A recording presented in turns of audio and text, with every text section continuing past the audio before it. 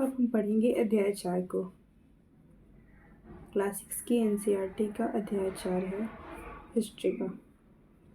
ठीक है, क्या बताती है हमें किताबें और कब्रें। पुस्तकालय में मेरी जैसे ही घंटी बजी, शिक्षक ने छात्रों को अपने साथ आने को कहा। आज वे पहली बार पुस्तकालय जा रहे थे। मेरी ने देखा कि पुस्तकालय उसकी कक्षा से काफ़ी बड़ा था और वहाँ किताबों से भरे कई रैक थे। कोने में एक अलमारी थी जो मोटी मोटी किताबों से भरी थी। मेरी को एक अलमारी खोलने की कोशिश करते देख शिक्षक ने कहा, उस अलमारी में अलग अलग धर्मों से जुड़ी हुई महत्वपूर्ण किताबें हैं। क्या तुम्हें मालूम है कि हमारे पास वेदों का भी एक संग्रह है। मेरी सोचने लगी, वेद क्या है, चलो पता लगाएं। दुनिया के प्राचीनतम ग्रंथों में एक। शायद तुमने वेदों के बारे में सुना होगा। वेद 4 हैं, ऋग्वेद, सामवेद, यजुर्वेद तथा अथर्ववेद। सबसे पुराना वेद है ऋग्वेद, जिसकी रचना लगभग 3500 साल पहले हुई। ऋग्वेद में 1000 से ज़्यादा प्रार्थनाएं हैं जिन्हें सूक्त कहा जाता है। सूक्त का मतलब है अच्छी तरह से बोला गया। ये विभिन्न देवी देवताओं की स्तुति में रचे गए हैं। उनमें 3 देवता बहुत महत्वपूर्ण हैं, अग्नि, इंद्र और सोम। अग्नि आग के देवता, इंद्र युद्ध के देवता और सोम एक पौधा है जिससे एक खास पेय बनाया जाता था। वैदिक प्रार्थनाओं की रचना ऋषियों ने की थी। आचार्य विद्यार्थियों को उन्हें अक्षरों, शब्दों और वाक्यों में बांटकर सस्वर पाठ द्वारा कंठस्थ करवाते थे। अधिकांश सूक्तों के रचयिता सीखने और सिखाने वाले पुरुष थे। कुछ प्रार्थनाओं की रचना महिलाओं ने भी की थी। ऋग्वेद की भाषा प्राक संस्कृत या वैदिक संस्कृत कहलाती है। तुम स्कूल में जो संस्कृत पढ़ती हो उससे यह भाषा थोड़ी भिन्न है।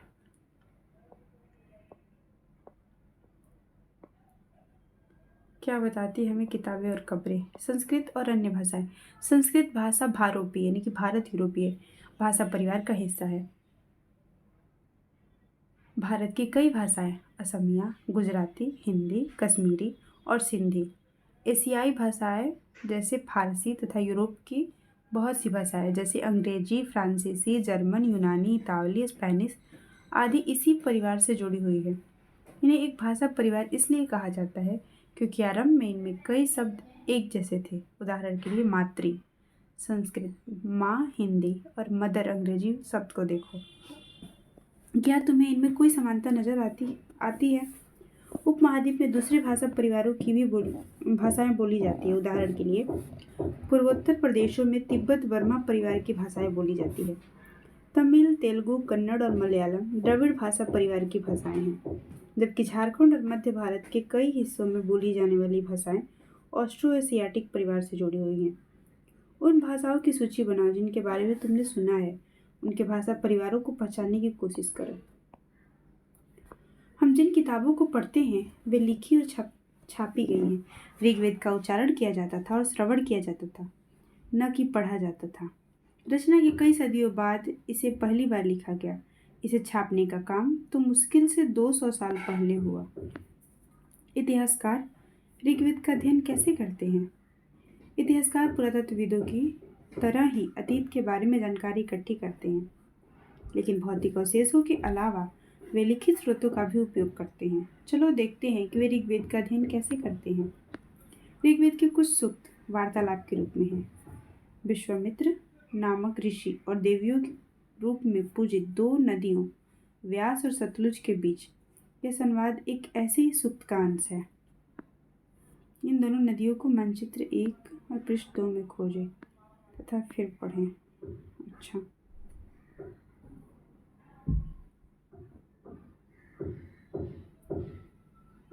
ऋग्वेद की पांडुलिपियों का एक पन्ना। भुज वृक्ष की छाल पर लिखी यह पांडुलिपि कश्मीर में पाई गई थी। लगभग 150 वर्ष पहले ऋग्वेद को सबसे पहली बार छापने के लिए इसका उपयोग किया गया था। इसी पांडुलिपि को देखकर अंग्रेजी अनुवाद तैयार हुआ। यह पांडुलिपि पुणे, महाराष्ट्र की एक पुस्तकालय में सुरक्षित है। विश्वामित्र और नदियाँ। फिगर तो इसमें दिया नहीं है नदियों का।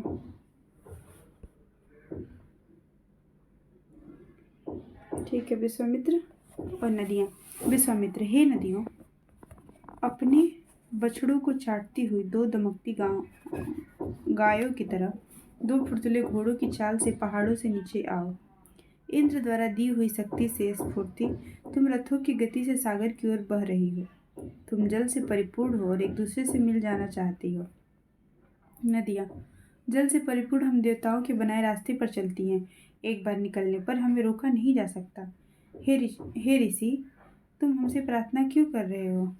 विश्वामित्र, हे बहनों, मुझ गायक की प्रार्थना सुनो। मैं रथों और गाड़ियों सहित बहुत दूर से आया हूँ। कृपा करके अपने जल को हमारे रथों और गाड़ियों की धुरियों के ऊपर न उठाओ, ताकि हम आसानी से उस पार जा सके। नदियाँ, हम तुम्हारी प्रार्थना सुनेंगे, जिससे तुम सब सुरक्षित उस पार जा सको। इतिहासकार यह बताते हैं कि यह प्रार्थना उस क्षेत्र में रची गई होगी जहाँ ये नदियाँ बहती हैं। वे यह भी सुझाते हैं कि जिस समाज में ऋषि रहते थे वहाँ घोड़ों और गायों को बहुत महत्व दिया जाता था, इसलिए नदियों की तुलना घोड़ों और गायों से की गई है। क्या तुम्हें लगता है कि रथ भी महत्वपूर्ण थे? अपने जवाब के लिए कारण बताओ। प्रार्थना की पंक्तियों को दोबारा पढ़कर यह बताओ कि उनमें परिवहन के लिए किन किन साधनों का उल्लेख है। रथ का उल्लेख है, गाड़ी का उल्लेख है, ठीक है। ऋग्वेद की प्रार्थनाओं की अन्य दूसरी नदियाँ, खासकर सरस्वती, सिंधु और उसकी सहायक नदियों का भी जिक्र है। गंगा और यमुना का उल्लेख सिर्फ एक बार हुआ है, ठीक है। गंगा यमुना का उल्लेख सिर्फ एक बार हुआ है। चित्र को देखो और ऐसे 5 नदियों की सूची बनाओ जिसके नाम ऋग्वेद में नहीं है। अच्छा, नहीं है, तो बहुत हो जाएंगे। मवेशी, घोड़े और रथ। ऋग्वेद में मवेशियों, बच्चों, खासकर पुत्रों और घोड़ों की प्राप्ति के लिए अनेक प्रार्थनाएं हैं। घोड़ों को लड़ाई में रथ खींचने के काम में लाया जाता था। इन लड़ाइयों में मवेशी जीत कर लाए जाते थे। लड़ाइयाँ वैसे जमीन के लिए भी लड़ी जाती थी, जहाँ अच्छे चारागाह हो या जहाँ पर जौ जैसी जल्दी तैयार होने वाली फसलों का उपजाया जा सकता हो। कुछ लड़ाइयाँ पानी के स्रोतों और लोगों को बंदी बनाने के लिए भी लड़ी जाती थी। युद्ध में जीते गए धन का कुछ भाग सरदार रख लेते थे तथा कुछ हिस्सा पुरोहित को दे दिया जाता था। शेष धन आम लोगों में बांट दिया जाता था। कुछ धन यज्ञ करने के लिए उपयुक्त होता था। यज्ञ की आग में आहुति दी जाती थी। यह आहुतियाँ देवी देवताओं को दी जाती थी। घी, अनाज और कभी कभी जानवरों की भी आहुति दी जाती थी।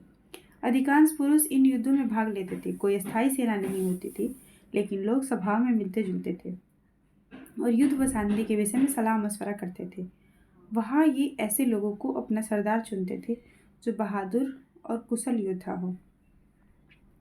लोगों की विशेषता बताने वाले शब्द। लोगों का वर्गीकरण काम, भाषा, परिवार या समुदाय, निवास स्थान या सांस्कृतिक परंपरा के आधार पर किया जाता रहा है। ऋग्वेद में लोगों की विशेषता बताने वाले कुछ शब्दों को देखें। ऐसे 2 समूह हैं जिनका वर्गीकरण काम के आधार पर किया गया है। पुरोहित, जिन्हें कभी कभी ब्राह्मण कहा जाता था, तरह तरह के यज्ञ और अनुष्ठान करते थे। दूसरे लोग राजा। ये राजा वैसे नहीं थे जिनके बारे में तुम बाद में पढ़ोगी। ये न तो बड़ी राजधानियों और महलों में रहते थे, न इनके पास सेना थी, न ही ये कर वसूलते थे। प्राय राजा की मृत्यु के बाद उसका बेटा अपने आप ही शासक नहीं बन जाता था। पिछले अनुभाग को एक बार फिर पढ़ो और ये पता लगाने की कोशिश करो कि राजा क्या करते थे। जनता या पूरे समुदाय के लिए 2 शब्दों का इस्तेमाल होता था। एक था जन, जिसका प्रयोग हिंदी व अन्य भाषाओं में आज भी होता है। दूसरा था विस, जिससे वैश्य शब्द निकला है। इस विषय पर तुम अध्याय 5 में विस्तार से पढ़ोगे। ऋग्वेद में विस और जनों के नाम मिलते हैं, इसलिए हमें पुरुजन या विस, भरतजन या विश, यदुजन या विस जैसे कई उल्लेख मिलते हैं। तुम्हें इनमें से कोई नाम जाना पसंद लगता है?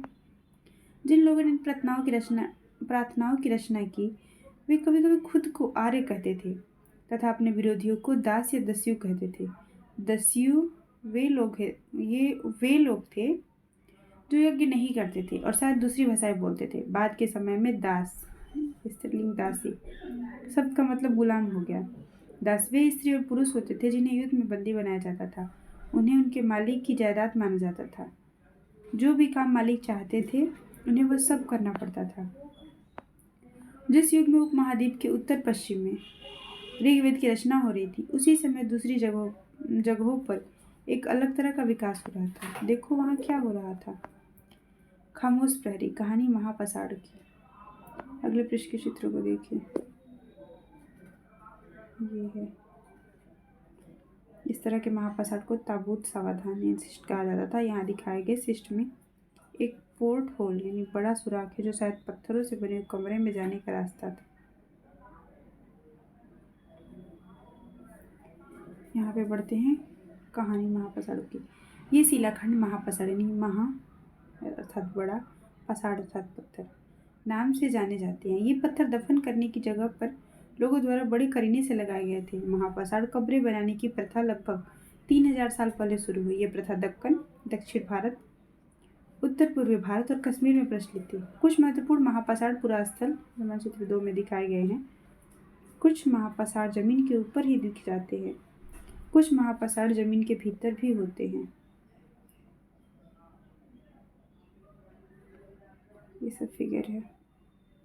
कई बार पुरातत्वविदों को गोलाकार सजाए हुए पत्थर मिलते हैं, कई बार अकेला खड़ा हुआ पत्थर मिलता है। यही एकमात्र प्रमाण है जो जमीन के नीचे कब्रों को दर्शाते हैं। महापसाड़ों के निर्माण के लिए लोगों को कई तरह के काम करने पड़ते थे। हमने जो कार्यों की सूची बनाई उन्हें क्रमबद्ध करो।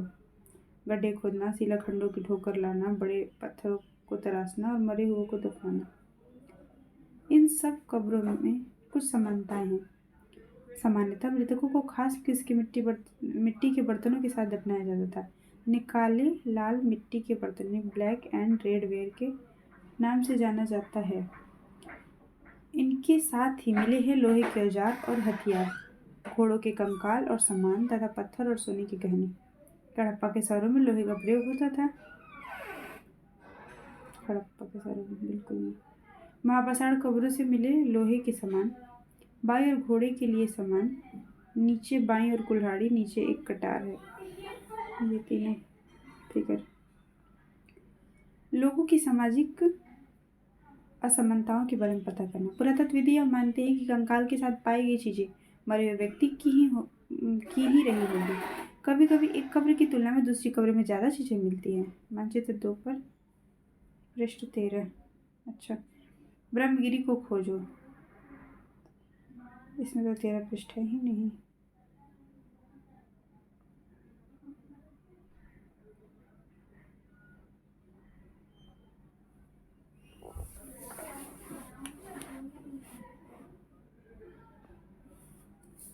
जहाँ एक व्यक्ति की कब्र में 33 सोने के मनके और शंख पाए गए हैं, दूसरे कंकाल के पास सिर्फ कुछ मिट्टी के बर्तन ही पाए गए हैं। यह दफनाए गए लोगों की सामाजिक स्थिति में भिन्नता को दर्शाती है। कुछ लोग अमीर थे तो कुछ लोग गरीब, कुछ लोग सरदार थे तो दूसरे अनुयायी। क्या कुछ कब्रगाहें खास परिवारों के लिए थी? कभी कभी महापसाड़ों में एक से अधिक कंकाल मिले हैं। यह दर्शाते हैं कि शायद एक ही परिवार के लोगों को एक ही स्थान पर अलग अलग समय पर दफनाया गया था। बाद में मरने वाले लोगों को पोर्ट होल के रास्ते कब्रों में लाकर दफनाया जाता था। ऐसे स्थान पर गोलाकार लगाए गए पत्थर या चट्टान चिन्हों का काम करते थे, जहां लोग आवश्यकता अनुसार शवों को दफनाने दोबारा आ सकते थे। इमाम गांव के एक विशिष्ट व्यक्ति की कब्र। मानचित्र 2 में पृष्ठ 13 पे। इमाम गांव को खोजो। यह भीमा की सहायक नदी घोड़ के किनारे एक जगह है। इस जगह पर 3600 से 2700 साल पहले लोग रहते थे। यहाँ वयस्क लोगों को प्रायः गड्ढे में सीधा लिटाकर दफनाया जाता था, जिसका सिर उत्तर की ओर होता था। कई बार उन्हें घर के अंदर ही दफनाया जाता था। ऐसे बर्तन जिसमें शायद खाना और पानी हो, दफनाए गए शव के पास रख दिए जाते थे। एक आदमी को 5 कमरे वाले मकान के आंगन में 4 पैरों वाले मिट्टी के एक बड़े से संदूक में दफनाया गया था। बस्ती के बीच में बसा यह घर गांव के सबसे बड़े घरों में एक था। इस घर में एक अनाज का गोदाम भी था। शव के पैर मुड़े हुए थे। क्या तुम्हें लगता है कि यह किसी सरदार का शव था? अपने जवाब का कारण बताओ। घर बड़ा है और ये क्या बताते हैं हमें कंकालों के अध्ययन। छोटे आकार के आधार पर एक बच्चे के कंकाल को आसानी से पहचाना जा सकता है, लेकिन एक बच्चे और बच्ची के कंकाल के बीच कोई बड़ा फर्क नहीं होता। क्या हम यह पता लगा सकते हैं कि कंकाल किसी पुरुष का था या स्त्री का? कभी कभी लोग कंकाल के साथ मिले सामानों के आधार पर इसका अंदाजा लगाते थे। उदाहरण के लिए यदि कंकाल के साथ गहने मिलते हैं तो कई बार उसे महिला का कंकाल मान लिया जाता है, लेकिन ऐसी समझ के साथ समस्याएं हैं। अक्सर पुरुष भी आभूषण पहनते थे। कंकाल का लिंग पहचानने का बेहतर तरीका उसकी हिस्ट्रियों की जांच पता नहीं क्या है। चूँकि महिलाएं बच्चों को जन्म देती हैं, इसलिए उनका कटी प्रदेश या कूल्हा पुरुषों से ज़्यादा बड़ा होता है। अच्छा, ये समझ कंकालों के आधुनिक अध्ययन पर आधारित है। आज से लगभग 2000 साल पहले चरक नाम के प्रसिद्ध वैद्य हुए थे। इन्होंने चिकित्सा शास्त्र पर चरक संहिता नाम की किताब लिखी। वे कहते हैं कि मनुष्य के शरीर में 360 हाथ से हड्डियां होती है। यह आधुनिक शरीर रचना विज्ञान की 206 हड्डियों से काफ़ी ज़्यादा है। संभवतः चरक ने अपनी गिनती में दांत, जोड़े, पता नहीं ये क्या है, हंसलियों के जोड़े और कार्टिलेज को जोड़कर ये संख्या बताई थी। तुम्हारे अनुसार शरीर के बारे में उन्होंने इसकी विस्तृत जानकारी कैसे इकट्ठा की होगी? इमाम गांव के लोगों के काम धंधे क्या थे? इमाम गांव में पुरातत्वविदों को गेहूं, जौ, चावल, दाल, बाजरा, मटर और तिल के बीज मिले हैं। कई जानवरों की हड्डियां भी मिली है। कई हड्डियों पर काटने के निशान से अंदाजा होता है कि लोग इन्हें खाते होंगे। गाय, बैल, भैंस, बकरी, भेड़, कुत्ता, घोड़ा, गधा, सूअर, सांभर, चितकबरा, हिरण, कृष्णमृग, खरहा, नेवला, चिड़िया, घड़ियाल, कछुआ, केकड़ा और मछली की हड्डियां भी पाई गई हैं। ऐसे साक्ष्य मिले हैं जो बेर, आंवला, जामुन, खजूर और कई तरह की रस फलियां एकत्र की जाती थी। इस प्रमाण के आधार पर इमाम गांव में लोगों के काम धंधे की एक सूची बनाओ। अन्यत्र एटलस में चीन को देखो। लगभग 3500 साल पहले हम यहाँ की लेखन कला के सबसे पुराने उदाहरण मानते हैं।